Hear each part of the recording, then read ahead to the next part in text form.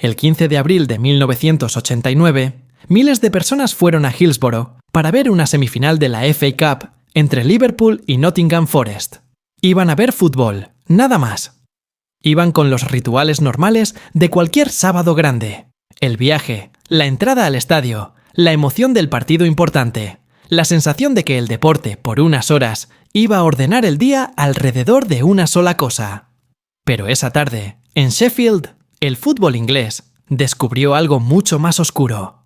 Que sus estadios, sus protocolos y su forma de tratar a la multitud no estaban preparados para cuidar a la gente.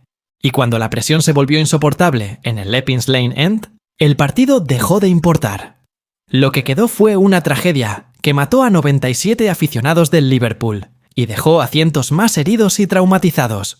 Bienvenido a Historia del Deporte, donde los partidos terminan, pero las historias permanecen. Para entender por qué Hillsborough cambió algo mucho más grande que el deporte, primero hay que entender cómo era el fútbol inglés en los años 80. Hoy, cuando pensamos en la Premier League, pensamos en estadios modernos, asientos numerados, cámaras por todos lados y una idea muy clara de seguridad. Pero ese mundo todavía no existía.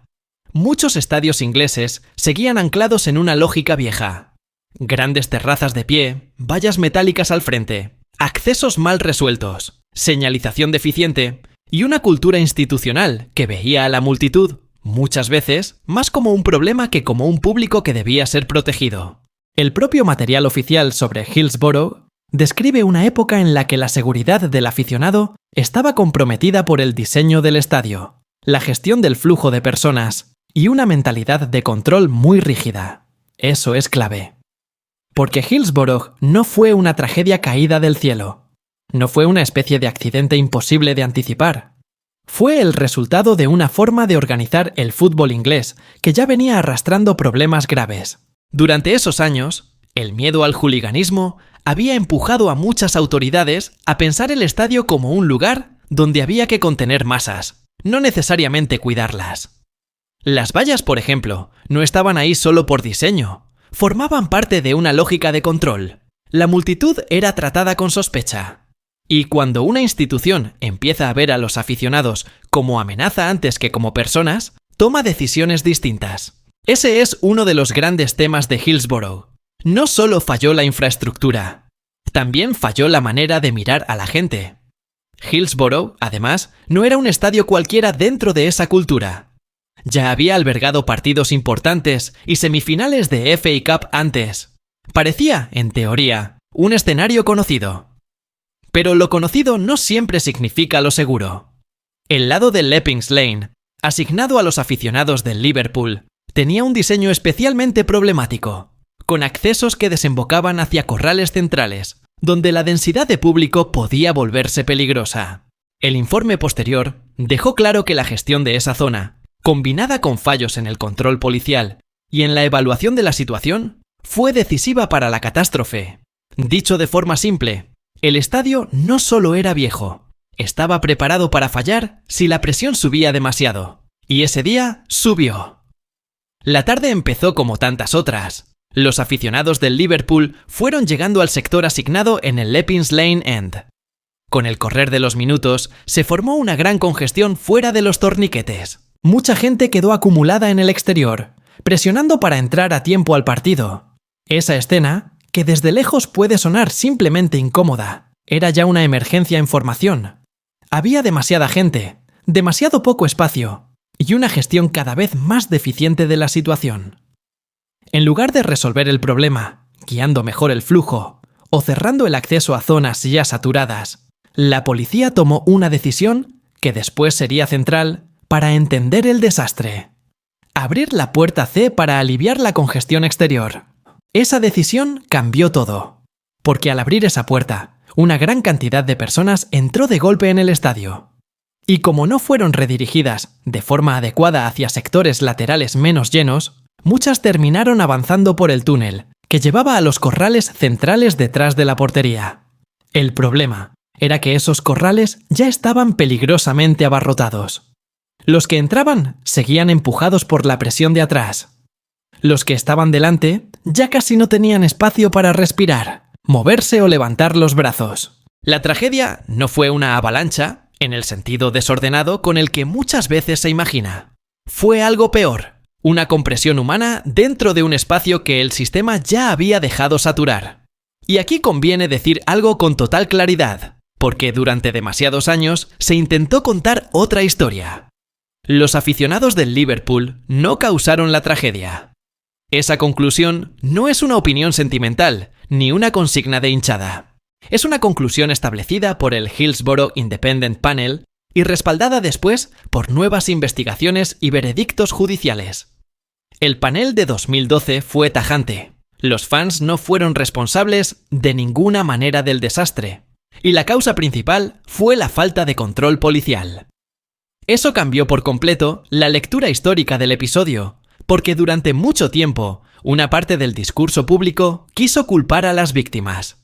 Ese punto es, de hecho, una de las razones por las que Hillsborough duele tanto, porque no fue solo una tragedia física, también fue una injusticia prolongada. Mientras la gente moría o luchaba por sobrevivir, la respuesta institucional fue lenta, confusa y, en muchos casos, profundamente inadecuada.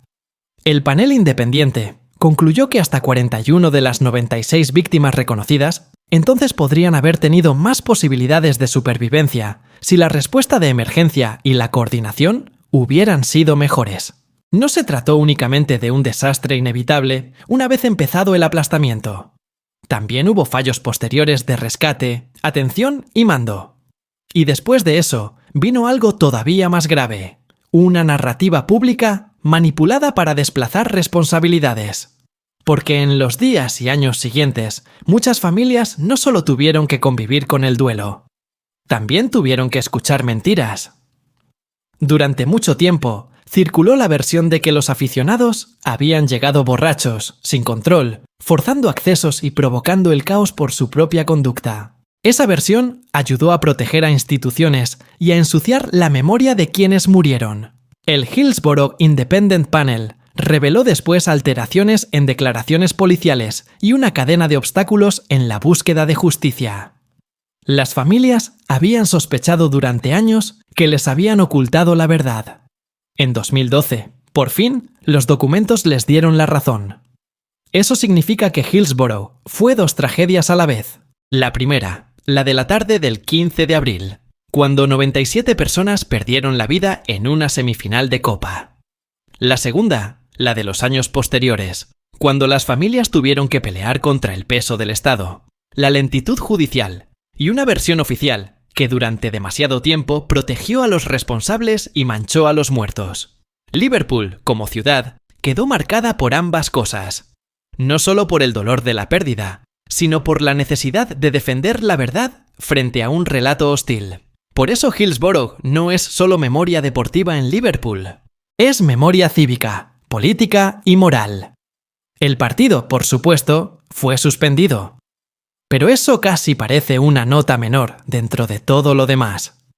Porque lo que se rompió ese día fue mucho más grande que una semifinal. Se rompió la idea de que la vieja arquitectura del fútbol inglés podía seguir funcionando igual. Se rompió la confianza en que bastaba con contener multitudes detrás de vallas y terrazas masivas.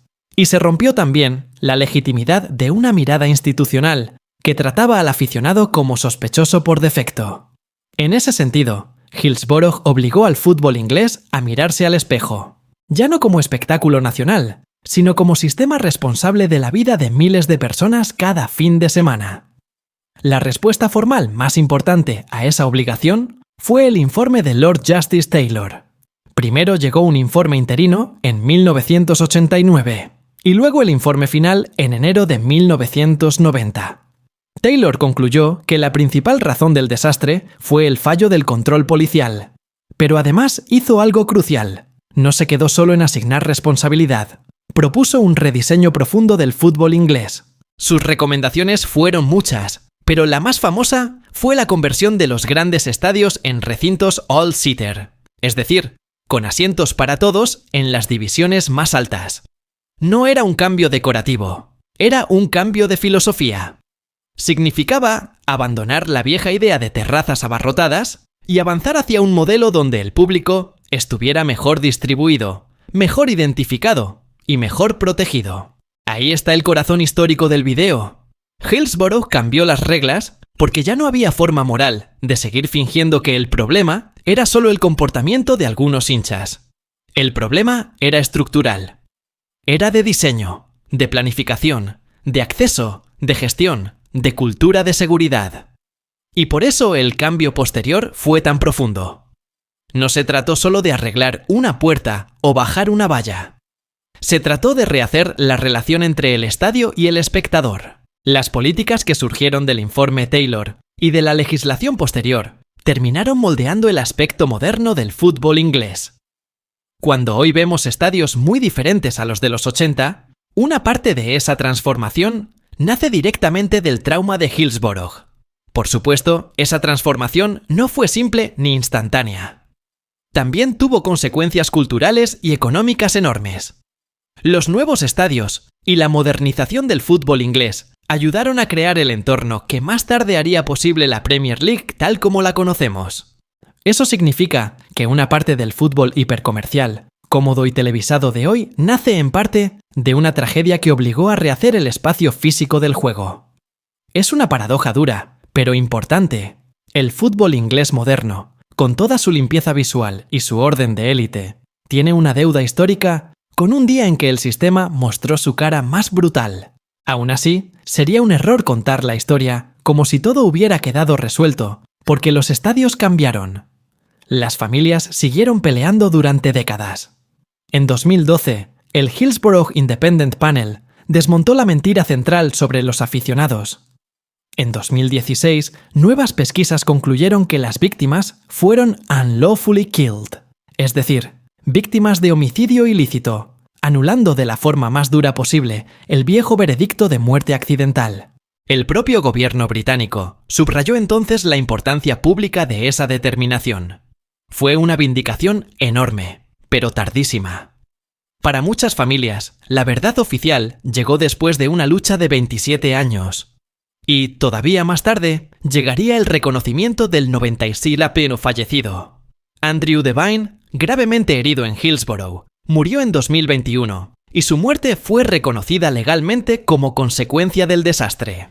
Por eso hoy, ya no se habla de 96, sino de 97 víctimas. Liverpool FC lo recoge así en su memoria oficial, y las ceremonias contemporáneas del club y de la ciudad se hacen ya en nombre de los 97. Ese detalle importa, porque demuestra que Hillsborough no pertenece solo al pasado cerrado de 1989. Sus consecuencias siguieron vivas durante décadas, en los cuerpos, las familias y la vida pública británica. Entonces, ¿por qué este momento cambió algo más grande que el deporte? Porque obligó al fútbol inglés a aceptar que no podía seguir organizado sobre una lógica de sospecha, improvisación y contención brutal. Porque cambió el diseño de los estadios. Porque cambió la gestión de multitudes. Porque cambió la conversación sobre seguridad. Porque obligó a distinguir entre pasión y peligro, entre afición y amenaza. Y también porque dejó una lección mucho más amplia. Cuando una institución trata a la gente como un riesgo antes que como una responsabilidad, termina construyendo sistemas capaces de fallar de la peor manera. Hillsborough también cambió la manera en que entendemos la memoria en el deporte.